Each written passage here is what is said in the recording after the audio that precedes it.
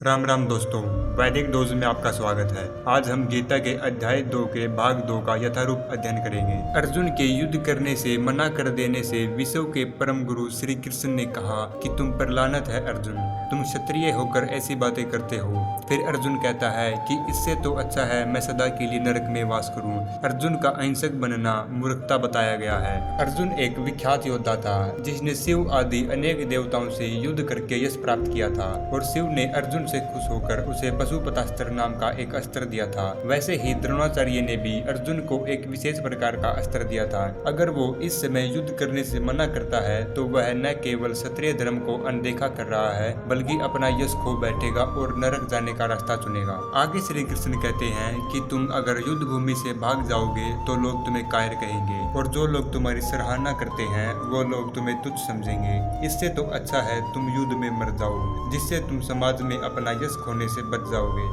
जो भी सतोगुणी या रजोगुणी के अधीन होकर अपने स्वार्थ या इंद्रिय तृप्ति के लिए कर्म करता है तो उसे अच्छे या बुरे फल प्राप्त होते हैं, परंतु जो कृष्ण भावनामृत के कार्यों में अपने आप को समर्पित करता है तो वह किसी का ऋणी नहीं रहता। यानी जो श्री कृष्ण की शरण ग्रहण करता है तो वह किसी का ऋणी नहीं रहता, चाहे वो कोई देवता, साधु, सामान्य व्यक्ति या उसके पितर ही क्यों न हो। कृष्ण भावनामृत में जो भी कार्य किया जाता है उसमें लाभ हानि, हार जीत, सुख दुख को महत्व नहीं दिया जाता। यानी जो भी कार्य करो उसके फल की चिंता को छोड़कर उस कार्य पर ध्यान देना चाहिए। वैदिक कोश ग्रंथ में लिखा है कि सांख्य यानी वैश्लेषिक अध्ययन का अर्थ है कि जो वस्तुओं का विस्तार से वर्णन करे और आत्मा का वास्तव में जो स्वभाव है उसे बता सके, और योग का अर्थ है इंद्रियों को वश में करना। भगवान श्री कृष्ण ने अपने कपिल अवतार में अपनी माता को भगवत गीता के वास्तविक संख्या दर्शन पर कहा था कि परमेश्वर क्रियाशील है और वे प्रकृति का अवलोकन करके सृष्टि का निर्माण करते हैं। इसको वेदों और गीता ने स्वीकार किया है। अब तक अर्जुन ने श्री कृष्ण को गुरु मानकर उनकी शरण ग्रहण कर ली थी। अब श्री कृष्ण बुद्धि योग या कर्म योग करने की विधि बताएंगे जो श्री कृष्ण की इंद्रिय तृप्ति के लिए किया गया भक्ति योग है। ये गीता के 10वें अध्याय के 10वें श्लोक में वर्णित है, जिसमें परमात्मा के साथ सीधा संबंध बताया गया है जो सबके हृदय में है। लेकिन ये संबंध भक्ति के बिना संभव नहीं है। यानी जो व्यक्ति कृष्ण भावनामृत या प्रेमा भक्ति में आ जाता है उसे ही बुद्धि योग की अवस्था प्राप्त होती है और विशुद्ध ज्ञान प्राप्त होता है। अतः मनुष्य को जान लेना चाहिए कि बुद्धि योग का अर्थ है कृष्ण भावनामृत में आनंद और भक्ति के ज्ञान को प्राप्त करना है। जो व्यक्ति भगवान की प्रसन्नता के लिए जो भी कार्य करता है वह कार्य कितना भी कठिन हो वह पूर्ण आनंद के साथ करता है। वे कार्य में व्यस्त होने के कारण उसे दिव्य भक्ति प्राप्त हो जाती है और बिना किसी अधिक परिश्रम के पूर्ण भक्ति हो जाती है। कृष्ण भावनामृत कार्य में और पारिवारिक या भौतिक सुख की प्राप्ति होने के लिए किए गए कर्म और फल की इच्छा से किए गए कार्य में बहुत अंतर होता है। आगे लिखा है कि जो कर्म है उसका सबसे अच्छा गुण है कि इंद्रिय तृप्ति की आशा में न करके श्री कृष्ण के हित में कर्म करना है। अगर कोई भौतिक स्तर का कार्य शुरू करता है तो उसे वो कार्य पूरा करना होता है, नहीं तो सारा प्रयास बेकार हो जाता है। परंतु कृष्ण भावनामृत में शुरू किया गया कार्य अधूरा छोड़ दे तो उसका भी हम पर प्रभाव पड़ता है। यानी इससे हमें कोई हानि नहीं होती, चाहे वो कार्य 1% भी क्यों न पूरा हुआ हो। गीता में एक श्लोक आया है कि यदि कोई अपना धर्म छोड़कर कृष्ण भावनामृत में कार्य करे और वो कार्य पूरा न होने के कारण नीचे गिर जाता है तो उसको क्या हानि होती है, और यदि कोई अपने भौतिक कार्य को पूरा करे तो उसको क्या लाभ होगा। या फिर ईसाई कहते हैं कि यदि अपनी आत्मा को खोकर संपूर्ण जगत को पाले तो इससे मनुष्य को क्या लाभ होगा।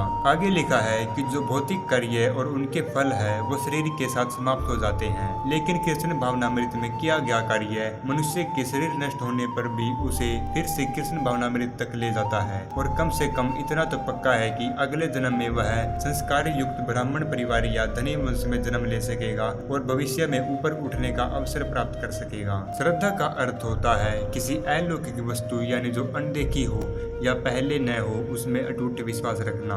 कृष्ण भावनामृत कार्य करते समय कुछ भी नहीं सोचना, बस उसी कार्य के बारे में ध्यान लगाना होता है और शुभ अशुभ के बारे में तो बिल्कुल भी नहीं ध्यान देना। लेकिन इन कार्यों के लिए हमें दृढ़ निश्चय लेना होगा। जिस प्रकार वृक्ष की जड़ें सींचने से पानी पत्ती व टहनियों तक अपने आप पहुंच जाता है, वैसे ही मनुष्य के कृष्ण भावनामृत होने पर वह अपने समाज, परिवार और मानवता की सेवा कर सकता है। लेकिन कृष्ण भावनामृत गुरु के निर्देशन से ही ठीक से हो पाती है, क्योंकि गुरु कृष्ण का प्रतिनिधित्व करता है जो शिष्य के स्वभाव को भी जानता है और कृष्ण भावनामृत की दिशा दिखा सकता है। इसके लिए हमें दृढ़ता से काम लेना होगा और अपनी इच्छा को समाप्त करना होगा और गुरु की आज्ञा का पालन करना होगा। सामान्यतः सभी लोग बुद्धिमान नहीं होते।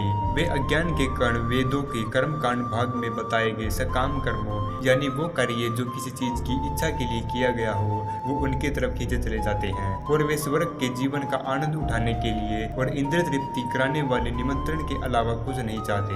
वेदों में स्वर्ग लोक तक पहुंचने के लिए अनेक यज्ञों के बारे में लिखा है, जिसमें ज्योतिषोम यज्ञ सबसे प्रमुख है। अगर स्वर्ग लोक जाना है तो ये यज्ञ करने जरूरी है, लेकिन अल्पज्ञानी सोचते हैं कि वैदिक ज्ञान सिर्फ यही है। लेकिन इन लोगों का कृष्ण भावनामृत को पाना बहुत कठिन है। जो लोग चतुर्मास यानी सावन, भाद्रपद, आश्विन, कार्तिक महीने में तप करते हैं वे अमर और सोमरस पीने के लिए इच्छुक होते हैं जिससे इंद्रिय तृप्त हो सके। ऐसे लोग जन्म मृत्यु के चक्कर से छुड़ना नहीं चाहते। जो समाधि होती है उसका अर्थ है स्थिर मन यानी आत्मा को समझने के लिए मन को स्थिर करना, उसे समाधि कहते हैं। और जो लोग मोह माया में पड़ते हैं उनका पतन होता है। वेदों में प्रकृति के तीनों गुणों का वर्णन मिलता है जिनका संबंध कर्म के फलों से होता है। श्री कृष्ण कहते हैं कि इन सब गुणों से ऊपर उठो और लाभ, सुरक्षा आदि की सारी चिंता को छोड़कर गहन अध्ययन करो। भगवान के भौतिक जगत बनाने के बाद वैदिक ज्ञान प्रदान किया गया था जो जन्म मृत्यु से छूटने का उपदेश देता है। आत्म साक्षात्कार का अर्थ है श्री कृष्ण और उनके साथ अपने अटूट संबंध को समझना। आगे लिखा है कि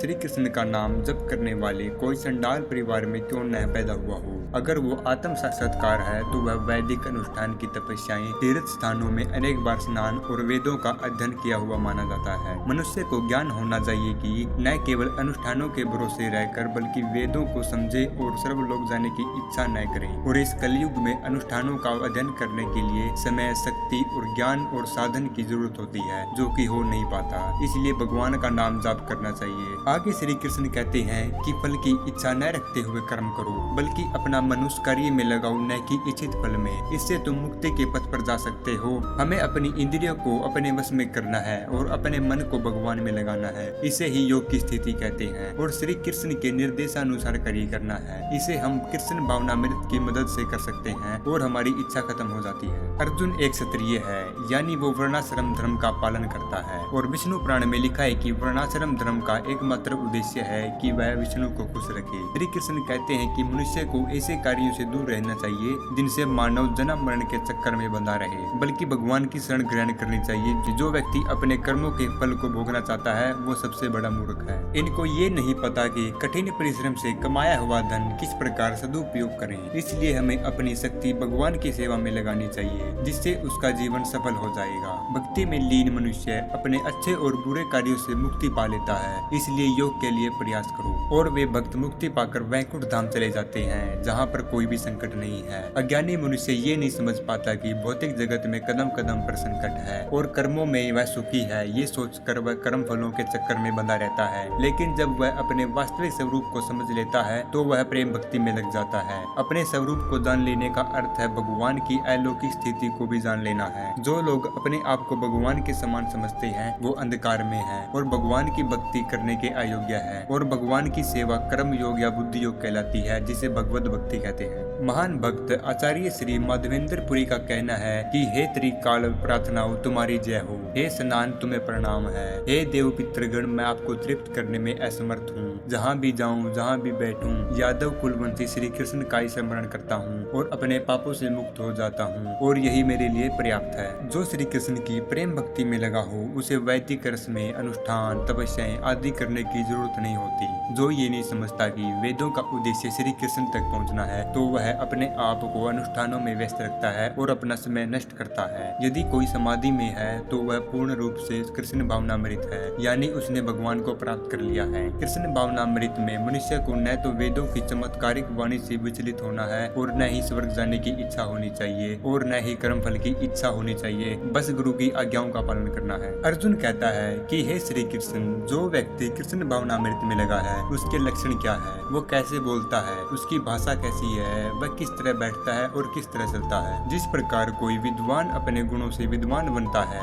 धनी पुरुष अपने गुणों से धनवान बनता है, वैसे ही कृष्ण भावनामृत व्यक्ति के भी गुण होते हैं। वो उसी बात के बारे में बोलेगा जो श्री कृष्ण से संबंधित हो, फिर दूसरे लक्षण अपने आप पता चल जाते हैं। श्रीमद् भागवत में लिखा है कि कृष्ण भावनामृत व्यक्ति में महर्षियों के सारे गुण पाए जाते हैं, लेकिन जो व्यक्ति अपने मन के वश में रहता है वो कृष्ण को कभी प्राप्त नहीं कर सकता। इसके लिए उसे काम वासनाओं और मन को वश में करना होगा, और श्री कृष्ण में लगे व्यक्ति की सारी काम वासनाएं अपने आप समाप्त हो जाती है। मुनि का अर्थ होता है जो अपने मन को वश में करे। जिसे आत्मा का ज्ञान हो वो सदैव कृष्ण भावनामृत रहता है, क्योंकि वो सारा चिंतन पूरा कर चुका है। और जिसने मन को वश में कर लिया है वो इस निष्कर्ष पर पहुंचता है कि श्री कृष्ण ही सब कुछ है। जिसने तीनों तप यानी कष्ट, दैहिक, भौतिक, दैविक कष्टों को पार कर लिया है, उसके लिए जीवन के अन्य कष्ट कुछ भी नहीं है। और अगर उसे सुख प्राप्त होता है तो उस सुख को श्री कृष्ण को समर्पित कर देता है। इस संसार में कुछ न कुछ अच्छा बुरा होता रहता है, लेकिन जो व्यक्ति शुभ और अशुभ से विचलित नहीं होता वो कृष्ण भावनामृत है और पूर्ण ज्ञान की प्राप्ति कर लेता है। इसे ही समाधि कहते हैं। जिस प्रकार एक कछुआ अपनी मर्जी से अपने सिर और पैरों को खोल के अंदर बाहर करता है, उसी प्रकार मनुष्य को भी अपनी इंद्रियों को अपने वश में करना चाहिए। जब भी इसका उपयोग करना हो कृष्ण की भक्ति में करो,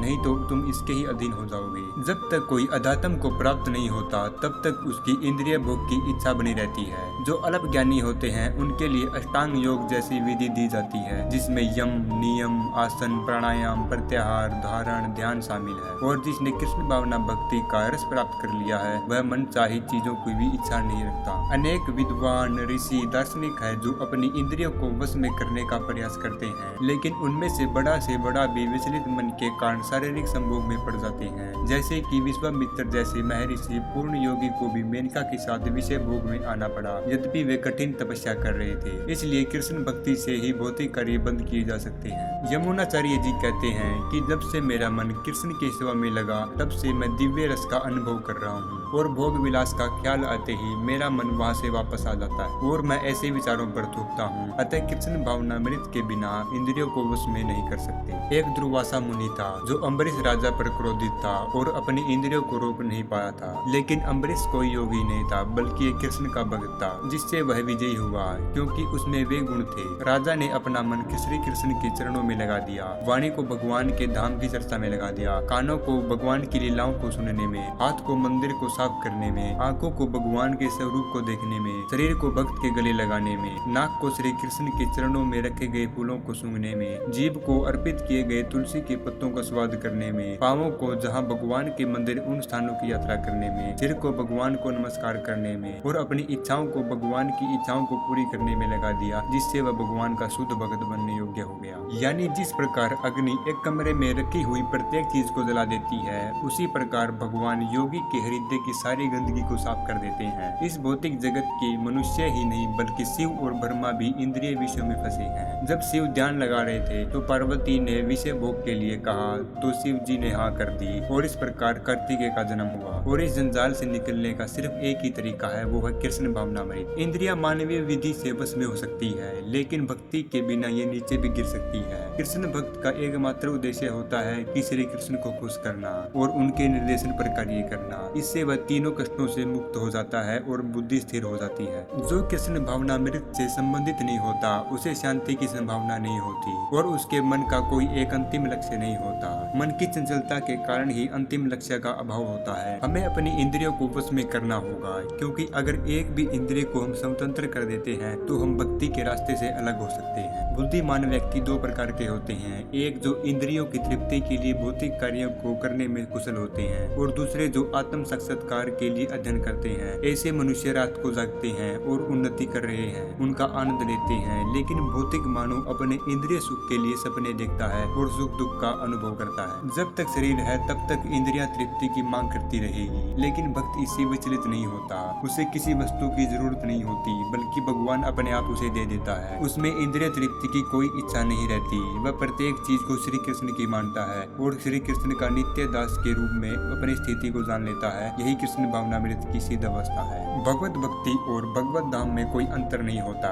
यानी भगवान की भक्ति में व्यस्त रहना भगवत धाम को प्राप्त करना है। ब्राह्मी भक्ति का अर्थ है कि भौतिक पद पर न होना। गीता में भगवत भक्ति को मुक्त अवस्था माना गया है, यानी ब्राह्मी स्थिति भौतिक बंधनों से मुक्त है। इस प्रकार भगवत गीता के दूसरे अध्याय गीता का सार यथारूप का अध्ययन पूरा होता है। जय श्री राम।